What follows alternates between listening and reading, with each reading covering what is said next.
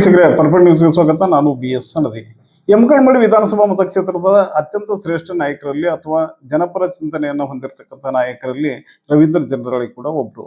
ಯಾಕಂದ್ರೆ ಈಗಾಗಲೇ ರವೀಂದ್ರ ಜನರಾಳಿ ಅವರು ಸಾರ್ವಜನಿಕ ಬದುಕಿಗೆ ಬಂದು ಸುಮಾರು ಹೆಚ್ಚು ಕಡಿಮೆ 30 ವರ್ಷಗಳಾಯಿತು.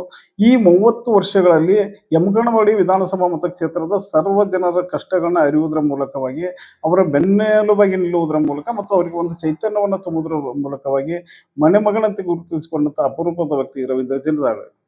ಈ ಕಡೆಗೆ ಸಹಕಾರಿ ರಂಗ ಇರ್ಬೋದು, ಅಥವಾ ರಾಜಕೀಯ ರಂಗ ಇರ್ಬೋದು, ಅಥವಾ ಸಮಾಜ ಸೇವೆ ಇರಬಹುದು, ಅಥವಾ ಪಂಚಮಸಾಲಿಯ ಒಂದು ಸಂಘಟನೆ ಇರ್ಬೋದು, ಎಲ್ಲದರಲ್ಲೂ ಮುಂಚೂಣಿಯಲ್ಲಿ ನಿಂತು ಸಮಾಜದ ಏಳಿಗೆಗಾಗಿ, ಸಮಾಜದ ಅಭಿವೃದ್ಧಿಗಾಗಿ, ಅಥವಾ ತನ್ನನ್ನು ನಂಬಿದ ಜನರಿಗಾಗಿ, ಅಥವಾ ಸಮಾಜದ ಕಟ್ಟ ಕಡೆಯ ವ್ಯಕ್ತಿಯವರೆಗೂ ಏನು ಸರ್ಕಾರದಿಂದ ಸಿಗ್ತಕ್ಕಂಥ ಸವಲತ್ತುಗಳನ್ನ ಮನೆ ಬಾಗಿಲಿಗೆ ಮುಟ್ಟಿಸಿದಂತ ಕೀರ್ತಿ ರವೀಂದ್ರ ಜನರಾಳಿ ಅವರಿಗೆ ಸಲ್ತಾ ಇದೆ. ಏನು ಬೆಳಗಾವಿ ಜಿಲ್ಲಾ ಉಸ್ತುವಾರಿ ಸಚಿವರು ಮತ್ತು ಈ ರಾಜ್ಯದ ಲೋಕೋಪಯೋಗಿ ಸಚಿವರು ಆಗಿರ್ತಕ್ಕಂಥ ಸತೀಶ್ ಜಾರಕಿಹೊಳಿ ಅವರ ಅಚ್ಚುಮೆಚ್ಚಿನ ಶಿಷ್ಯರಲ್ಲಿ ರವೀಂದ್ರ ಜನರಾಳಿ ಕೂಡ ಒಬ್ಬರು.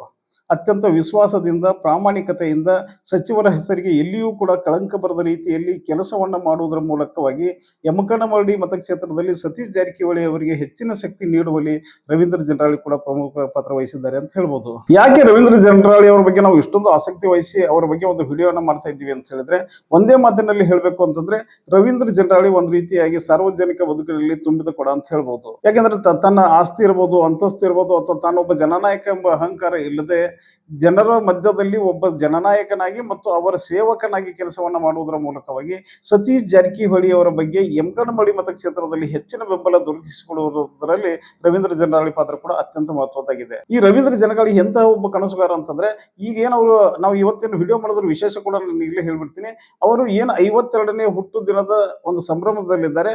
ಇಂತಹ ಒಂದು ಸಂಭ್ರಮದ ದಿನದಂದು ಒಬ್ಬ ಒಳ್ಳೆಯ ವ್ಯಕ್ತಿಗೆ ಒಂದು ಅಭಿನಂದನೆಯನ್ನ ಸಲ್ಲಿಸುವುದರ ಮೂಲಕವಾಗಿ ಒಳ್ಳೆಯ ವ್ಯಕ್ತಿಗಳ ಬಗ್ಗೆ ಸಾರ್ವಜನಿಕ ರಂಗಕ್ಕೆ ಅಥವಾ ಜನರಿಗೆ ತೋರಿಸಿಕೊಡ್ಬೇಕು ಎಂಬ ನಿಟ್ಟಿನಲ್ಲಿ ನಾವು ಈ ವಿಡಿಯೋನ ಮಾಡ್ತಾ ಇದ್ದೀವಿ. ರವೀಂದ್ರ ಜನರಾಳಿ ಅವರ ಬಗ್ಗೆ ಹೇಳ್ಬೇಕು ಅಂದ್ರೆ, ಬೆಳೆಯುವ ಸಿರಿ ಮೊಳಕೆಯಲ್ಲಿ ಕಾಣು ಎನ್ನುವಂತೆ ಏನು ತನ್ನ ಶಿಕ್ಷಣ ಮುಗಿದ ತಕ್ಷಣ ಅಂದ್ರೆ ಹೆಚ್ಚು ಕಡಿಮೆ 23ನೇ ವಯಸ್ಸಿನಲ್ಲಿಯೇ ಸಾರ್ವಜನಿಕ ರಂಗಕ್ಕೆ ಬರುವುದರ ಮೂಲಕವಾಗಿ, ಅಂದ್ರೆ ಮೊದಲು ಸಹಕಾರ ರಂಗದಲ್ಲಿ ಗುರುತಿಸಿಕೊಂಡು ಲಕ್ಷ್ಮಿ ಅರ್ಬನ್ ಸೌಹಾರ್ದ ಸಹಕಾರಿ ಬ್ಯಾಂಕ್ ಅಂತೇಳಿ ಏನು ಒಂದು ಯಮಕನಮರಡಿ ಅಂತ ಒಂದು ಗ್ರಾಮೀಣ ಪ್ರದೇಶದಲ್ಲಿ ಒಂದು ಬ್ಯಾಂಕ್ ಅನ್ನ ಸ್ಥಾಪನೆ ಮಾಡ್ತಾರೆ.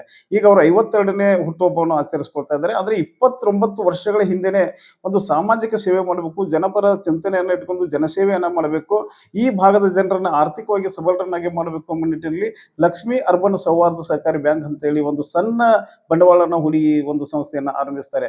ಅದು ಇವತ್ತು ಎಷ್ಟಾಗಿದೆ ಅಂದ್ರೆ, ಯಮಕನಮರಡಿ ಅಂತ ಒಂದು ಗ್ರಾಮೀಣ ಪ್ರದೇಶದಲ್ಲಿ ಇವತ್ತು 100 ಕೋಟಿಯ ಒಂದು ವ್ಯವಹಾರನ ಹೊಂದಿರತಕ್ಕಂಥ ಸಂಸ್ಥೆ ರವೀಂದ್ರ ಜನರಾಳಿ ಅವರ ಕನಸಿನ ಕೂಸಾದ ಲಕ್ಷ್ಮಿ ಅರ್ಬನ್ ಸೌಹಾರ್ದ ಸಹಕಾರಿ ಬ್ಯಾಂಕ್. ವೈಯಕ್ತಿಕವಾಗಿ ಮತ್ತು ವ್ಯಕ್ತಿಗತವಾಗಿ ರವೀಂದ್ರ ಜನರಾಳಿ ಅವರ ಬಗ್ಗೆ ಹೇಳಬೇಕು ಅಂತಂದ್ರೆ, ಈ ಮನುಷ್ಯರಿಗೆ ಎಲ್ಲಿಯೂ ಕೂಡ ಅಹಂಕಾರ ಇಲ್ಲ, ಸೊಕ್ಕು ಅನ್ನೋದಂತೂ ಅಪ್ಪಿತಪ್ಪಿಯೂ ಕೂಡ ಕಂಡು ಬರ್ತಾ ಇಲ್ಲ.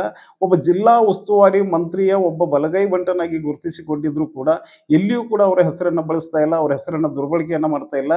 ಒಬ್ಬ ನಯವಿನಯತೆ, ಒಬ್ಬ ಜನನಾಯಕ ಅಥವಾ ಜನಸೇವಕ ಯಾವ ರೀತಿಯಾಗಿರ್ಬೇಕು, ಮತ್ತು ನನ್ನನ್ನು ನಂಬಿ ನನಗೆ ಯಾರ ಬೆಂಬಲ ಇದೆ ಆ ವ್ಯಕ್ತಿಗೆ ನಾನು ಯಾವ ರೀತಿಯಾಗಿ ಶಕ್ತಿಯನ್ನು ತುಂಬಬೇಕಂತಕ್ಕಂಥ ಒಂದು ವಿಚಾರವನ್ನ ಇಟ್ಕೊಂಡು ಸತೀಶ್ ಜಾರಕಿಹೊಳಿ ಅವರ ಹಾಕಿದ ಗೆರೆಯನ್ನೇ ದಾಟದೆ.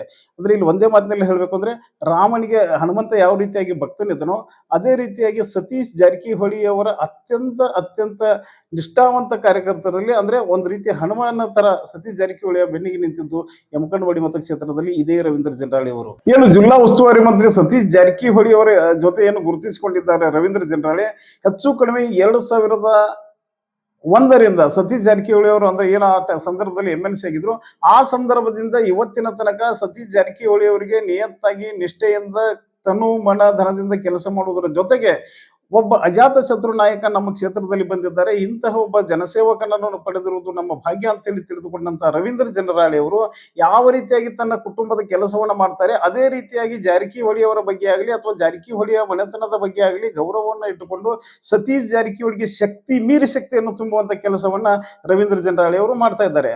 ಸತೀಶ್ ಜಾರಕಿಹೊಳಿ ಅವರಿಗೂ ಕೂಡ ಈ ರವೀಂದ್ರ ಜನರಾಳಿ ಮೇಲೆ ವಿಶೇಷವಾದಂತಹ ಪ್ರೀತಿ. ಯಾಕೆಂದ್ರೆ ಇವರಲ್ಲಿ ಇರ್ತಕ್ಕಂಥ ಒಳ್ಳೆತನ ಇರಬಹುದು, ಅದು ಸಂಘಟನೆ ಇರಬಹುದು, ಪ್ರಾಮಾಣಿಕತೆ ಇರಬಹುದು, ಅಥವಾ ಸತೀಶ್ ಜಾರಕಿಹೊಳಿ ಅವರ ಹೆಸರನ್ನ ದುರ್ಬಳಕೆ ಮಾಡಿಕೊಂಡು ಯಾವುದೇ ಅಧಿಕಾರಿಗಳ ಮೇಲೆ ಒಂದು ದಬ್ಬಾಳಿಕೆ ಆಗಲಿ ಅಥವಾ ಆ ಕ್ಷೇತ್ರದ ಜನರಿಗೆ ಒಂದು ಹರಾಸ್ಮೆಂಟ್ ಮಾಡೋದಾಗ್ಲಿ ರವೀಂದ್ರ ಜನರಾಳಿ ಅವರು ಯಾವತ್ತಿಗೂ ಮಾಡಲಿಲ್ಲ.